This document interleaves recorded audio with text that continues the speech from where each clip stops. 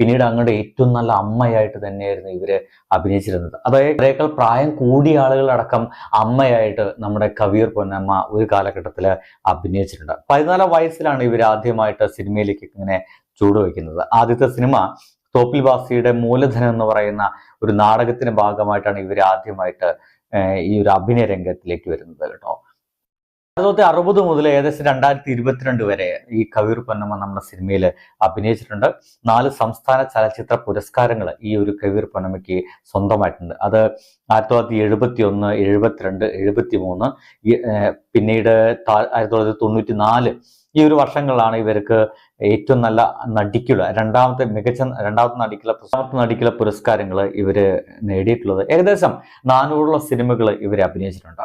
ഇവരെ ഏറ്റവും നല്ല കോംബോ എന്നൊക്കെ വെച്ച് കഴിഞ്ഞാൽ എനിക്ക് തോന്നുന്നത് അത് മോഹൻലാലും കവിയൂർ പൊന്നയും തമ്മിലുള്ള ഒരു കോംബോ ആയിരുന്നു. ആ ഒരു കോംബോ ഉള്ളത് കൊണ്ടായിരിക്കും